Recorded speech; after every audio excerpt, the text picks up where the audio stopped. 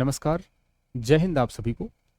बहुत सारे विद्यार्थियों की सुबह से ही कॉल आ रही है, मैसेजेज आ रहे हैं कि सर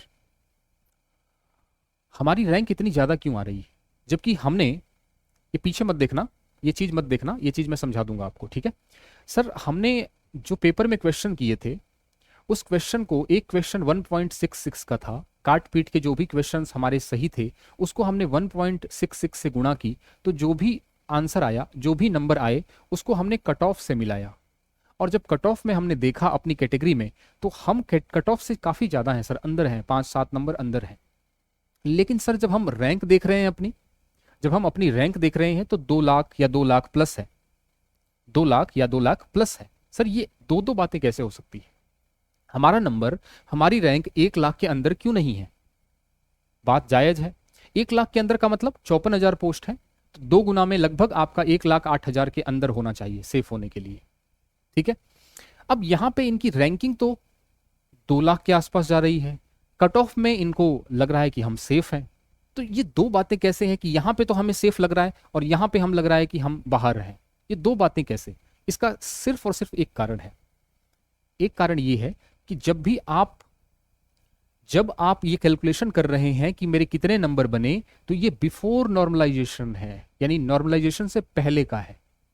और जो रैंक जारी हुई है कल, जो रैंक जारी हुई है, जो पीडीएफ जारी हुई है कल, ये रैंक सारी की सारी आपकी नॉर्मलाइजेशन के बाद है। नॉर्मलाइजेशन के बाद ये कट ऑफ, ये जो कट ऑफ है, नॉर्मलाइजेशन के बाद ही कट ऑफ आई है, नॉर्मलाइजेशन के बाद ही ये रैंक जारी हुई है। और आप जो अपना नंबर निकाल रहे हो वो नॉर्मलाइजेशन से पहले का निकाल रहे हो, यानी जो आप ये नंबर निकाल रहे हो गुणा करके, ये नंबर सही नहीं है। ये नंबर जारी होंगे अब, या तो आज शाम तक जारी होंगे या कल तक जारी होंगे, जिसमें 2 गुना की लिस्ट होगी। और वहां पे आप देखेंगे कि पूरी की पूरी आपको मेरिट नंबर और आपका अंक भी दिया रहेगा, और वहां पे आपको अपने अंक घटते या बढ़ते दिखेंगे नॉर्मलाइजेशन के बाद। फिर आप कहेंगे कि सर मैंने तो इतने क्वेश्चन सही किए थे, इतने नंबर आने चाहिए थे, ये नंबर कम कैसे हुए? ये नंबर ज्यादा तो वाले तो बोलेगा ही नहीं, कम कैसे हुआ? तो इसका कारण सिर्फ और सिर्फ इतना है कि मेरिट, रैंक और कट ऑफ नॉर्मलाइजेशन के बाद निकली है, जबकि आप कैलकुलेशन कर रहे हो नॉर्मलाइजेशन से पहले। क्लियर हो गई बात? अब मैं थोड़ा सा और इस चीज को समझाना चाहूंगा, थोड़ा सा क्लियर। जैसे फॉर एग्जाम्पल मान लीजिए, छोटी सी गणना देखते हैं, छोटा सा एग्जाम्पल लेके देखते हैं कि 20 पोस्ट है, 20 पोस्ट के लिए, 20 पद के लिए एक नौकरी निकली, एक जॉब निकली, जिसको 4 शिफ्ट में कराना था। 4 शिफ्ट में इसके पेपर हुए। अब इक्वी परसेंटाइल मेथड से ये इसका कैलकुलेशन होता है, नॉर्मलाइजेशन होता है। तो 4 शिफ्ट में बराबर बराबर संख्या में 5-5 विद्यार्थियों को लेना है, ठीक है, 5-5 विद्यार्थियों को लेना है। अब यहां से यदि हम 5 विद्यार्थियों को लेते हैं, यदि हम यहीं से एक ही शिफ्ट से 20 विद्यार्थियों को ले लें, तो ये विद्यार्थी फिर कहां जाएंगे? इसलिए 5 विद्यार्थी, 1 2 3 4 5, ये शिफ्ट कठिन, ये जो फर्स्ट शिफ्ट थी वो आसान थी, इसी वजह से इसमें नंबर काफी ज्यादा आए। फोर्थ शिफ्ट थी वो कठिन थी, लेकिन हमें इनको भी तो लेना था, 5 लोगों को। तो कितने हो गए ये? 5 लोग। नंबर कम आने के बाद भी 5 लोगों को सेलेक्ट करना है। पेपर हार्ड था, और सेकंड और थर्ड इन दोनों के बीच का था, ना तो इतना कठिन था ना इतना आसान था। तो यहां से भी इन्होंने 5-5 ले लिए, तो ये हो गए 20 इनके। अब इन 20 को, अब आप ध्यान दो, यदि यदि ये लोग रैंक निकाल रहे हैं, या जो अभी लिस्ट निकलेगी नंबरों वाली, नंबर यदि ऐसे देंगे 180, 79, 78, 76 और फिर सीधा 164, तो फिर मामला गड़बड़ हो जाएगा। जो नंबर होगा वो घटते क्रम में होगा, एक एक नंबर घट रहे होंगे और वहां पे रैंकिंग बदल रही होगी। तो यानी 175 के बाद 174, 173, 172। यदि हम 174 की बात करें तो हमें इसको बचाना है, यानी इसका सिलेक्शन नहीं कराना है, हमें इनको लेना है। तो निश्चित रूप से हमें इनके साथ कुछ ऐसा करना पड़ेगा कि ये 174 आ जाएं, या फिर हमें इनके साथ कुछ ऐसा करना पड़ेगा कि ये कम हो जाए। इसी को हम नॉर्मलाइजेशन कहते हैं। इसी को हम क्या कहते हैं? नॉर्मलाइजेशन कहते हैं। अब सबसे ज्यादा हमें इनके साथ माथाफोड़ी करनी पड़ेगी, क्योंकि इनको हमें यहां तक पहुंचाना है, ठीक है। या इनको कम करो, तो सबसे ज्यादा हमें इनमें नंबर सबसे ज्यादा बढ़ेंगे, फिर दूसरे बार जो उससे कम नंबर इसमें बढ़ेंगे, सबसे कम नंबर इसमें बढ़ेंगे, इसमें तो कम होंगे, ताकि उसको सबको बराबर ले आए। क्योंकि मेरिट जब निकलेगी तो वो ऐसे निकलेगी, नंबर मान लीजिए 180 है तो, है ना, 180, 178, 177, 176, घटते क्रम में होगा 175, 174, 173, इस तरीके से। तो कहीं ऐसा ये लोग श्योर करेंगे कि ये ना सेलेक्ट हो जाए। तो इसको कम करने के लिए, इसको हटाने के लिए हमें इनको बढ़ाने की जरूरत है। अभी जो आप लोग नंबर चेक कर रहे हो, अभी आप लोग जो नंबर अपने चेक कर रहे हो, 170 नंबर चेक कर रहे हो, सर मेरे नंबर तो ज्यादा हैं पर रैंक मेरी, नंबर में अच्छा हुआ, मेरा पेपर अच्छा हुआ, इसका देखो, इसका पेपर अच्छा हुआ है लेकिन रैंक इसकी बहुत नीचे जाएगी, रैंक इसकी नीचे, क्योंकि पहले इनका सिलेक्शन होगा, rank first, second, third, fourth, fifth, six, seventh, eighth, 20 तक रैंक तो यहीं तक जाएगी। उसके बाद ये 21, 22, 23, 24 जो भी होगा। समझ रहे हो, चीजें इतनी आसान नहीं है। पर मैं आपको समझाना चाह रहा हूं कि आप लोगों का कई है कि पेपर अच्छा हुआ है लेकिन रैंक मेरी अच्छी नहीं है। कई विद्यार्थियों का ऐसा होगा मेरा पेपर अच्छा नहीं गया पर रैंक अच्छी है। तो वो इसी वजह से हुआ है कि वो इक्वी परसेंटाइल में बराबर बराबर संख्या में लेने के लिए कम संख्या वाले जो कम नंबर वाले जो विद्यार्थी हैं उनके साथ हमें उसको नंबर बढ़ाने पड़ेंगे और उनका कम करना पड़ेगा। क्लियर हो गई बात? ठीक है, तो ये चीज है कि हमारी रैंक जो है वो 2 लाख से ज्यादा है, उसके बाद भी कट ऑफ। ठीक है, तो 2 लाख से ज्यादा है तो हम देख सकते हैं कि निश्चित रूप से आप अपना कट ऑफ निकालेंगे। अब जो कट ऑफ मान लो आई है, मान लो कट ऑफ आई है रैंक के हिसाब से, मान लो आप ओबीसी कैटेगरी के हैं, ठीक है, ओबीसी कैटेगरी के हैं और आपने अपने पेपर के हिसाब से नंबर देखा, गुणा भाग करके 170 है, ठीक है, 70 है, तो आपने कहा कि हम तो सेफ है, क्योंकि वहां पे कट ऑफ 158 है, मान लो 158 कट ऑफ है ओबीसी मेल की, तो आप तो 170 पे हो, तो आप तो सेफ मान रहे हो।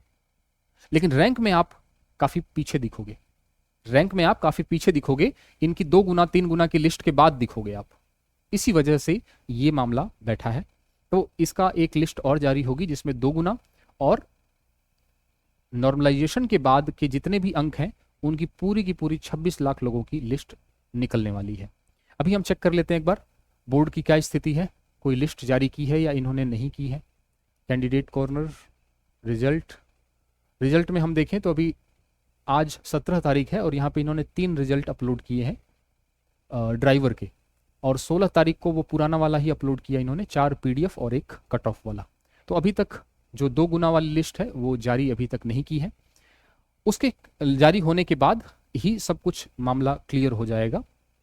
लेकिन मुझे लगता है कि चीज़ें आपको समझ में आ गई कि वो विद्यार्थी जिनका पेपर अच्छा हुआ है, कट ऑफ में वो अंदर आ रहे हैं लेकिन रैंकिंग उनकी पिछड़ रही है, उसका कारण सिर्फ और सिर्फ इतना है कि अभी आपने जो नंबर काउंट किए हैं वो नॉर्मलाइजेशन से पहले के किए। ठीक है, चैनल पे नए हैं तो इसको सब्सक्राइब कर देना। पेपर कैसा भी गया हो, हमें आगे बढ़ते रहना है, बहुत सारी वैकेंसीज आगे निकलने वाली हैं, सीईटी होने वाली है, 1 लाख भर्तियां निकलेंगी, तो बिल्कुल निराश नहीं होना है, तैयारी करते रहो। बहुत लोग आपका हौसला गिराएंगे कि भाई इस भर्ती में नहीं हुआ तो फिर किस भर्ती में होगा, पर आपको तैयारी करते रहना है। राजस्थान जो मैं कट ऑफ की बात कर रहा हूँ कि कट ऑफ इतनी हाई जा रही है, अब या तो हम ये कह दें कि सिस्टम पे ही दोष मढ़ दें कि भाई सिस्टम ही गड़बड़ है, या फिर हम खुद थोड़ा सा अपने अंदर झांक के देखें कि हमने क्या किया। मुझे जहाँ तक लगता है एज ए टीचर मैं बताना चाहूँगा कि विद्यार्थी पढ़ने लगे हैं, जागरूक हो गए हैं, इंग्लिश मैथ्स को लेके अब घबराते नहीं हैं, उसको अच्छे से करते हैं। और मेरी रिक्वेस्ट रहेगी आपको कि इंग्लिश, मैथ, साइंस जो भी है, जहाँ से भी आप पढ़ रहे हैं उसको बहुत अच्छे से पढ़ें, क्योंकि ये सब्जेक्ट स्कोरिंग होते हैं और खास करके जो स्टेट का विद्यार्थी होता है इन सब्जेक्ट से घबराता है, इसी वजह से इतने भारी संख्या में लोगों का सिलेक्शन नहीं होता है। यदि आप इस स्ट्रेटजी पे काम नहीं करेंगे तो कोई और कर लेगा। जैसे फॉर एग्जांपल मैं एलडीसी की बात करूं तो एलडीसी का बैच यहाँ पे चल रहा है, साइंस, मैथ्स और इंग्लिश को लेके 1 महीना पुराना ये बैच है, लाइव और रिकॉर्डेड दोनों अवेलेबल हैं यहाँ पे। और यहाँ पे पूरा का पूरा कंप्लीट सिलेबस और डेमो क्लासेज हैं, आप देख सकते हैं। इसके साथ साथ वनपाल वन रक्षक को लेके भी भर्ती आपकी वन रक्षक को तो लेके अभी आने वाली है, पर वनपाल की आ चुकी है। तो वनपाल और वन रक्षक दोनों की तैयारी एक साथ करना चाहते हैं या अलग अलग करना चाहते हैं तो यहाँ पे बैचेज हमारे रन कर रहे हैं मैथ्स और साइंस को लेके। हमारा एप्लीकेशन है दीक्षांत एकेडमी बीकानेर, वीडियो के नीचे डिस्क्रिप्शन में इसका लिंक दे रखा है, व्हाट्सअप नंबर दे रखे हैं, कोई भी डाउट है किसी प्रकार का तो आप संपर्क कर सकते हैं।